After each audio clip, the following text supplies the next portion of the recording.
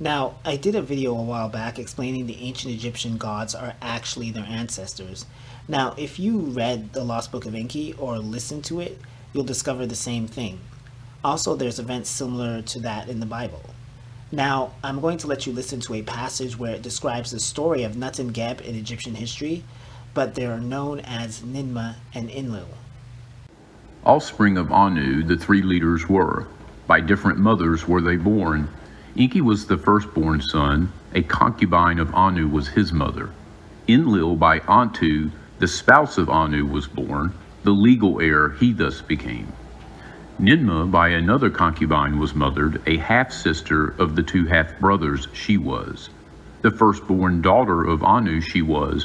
By her name title Ninmah this was indicated. Greatly beautiful she was, full of wisdom, one quick to learn.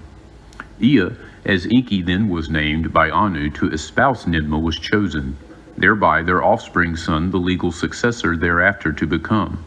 Ninmah of Enlil, a dashing commander, was enamored. By him she was seduced. Into her womb his seed he poured. A son from Enlil's seed she bore. Ninurta, the two have named him. By the deed was Anu angered. As punishment, he, Ninmah, ever to be a spouse forbade. So that story about Ninmah and Enlil is a story of Nut and Geb, who are not from outer space, by the way, because they make it seem that the Anunnaki are from outer space.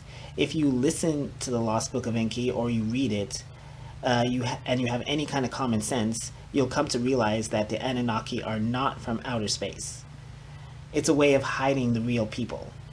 They were actual people living on this planet at the time that went to a different location on the planet, which apparently they named Earth.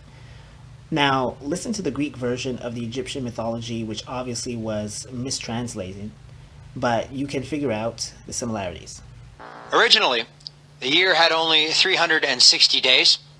This changed when Atum discovered an illicit passion between his two grandchildren, Nut, otherwise known as Sky, and Geb, otherwise known as Earth, whose union deprived the world of its atmosphere. According to a Greek version of this tale, Nut and Geb were so closely intertwined that there was no room for anything between them.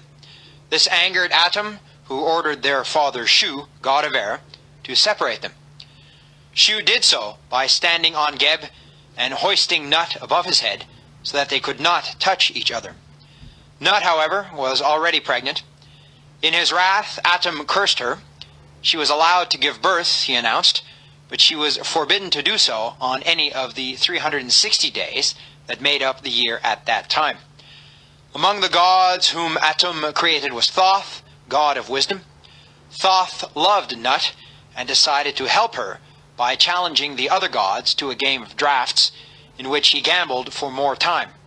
He won 5 days, and by adding them to the existing year, he created time for Nut to give birth on successive days to her 5 children: Osiris, Horus, Seth, Isis, and Nephthys. Thoth's... Now, I don't know how their affair is mixed up with the days of the year, but you can see the similarities in the two stories. These so-called Egyptian gods were actual people that did something that they shouldn't have done, because Ninmah was supposed to be joined to Enki, but she went and had a child with Enlil, aka Geb. Ninmah's punishment, aka Nut, was to not be married ever. Now, Ninmah, who eventually became known as Ninhursag, is also what we know to be Isis. These people have many names. If you read it or listen to the Lost Book of Enki, you can figure that out. And when comparing it to the ancient Egyptian history, like I said, these are actual people that were deified after death.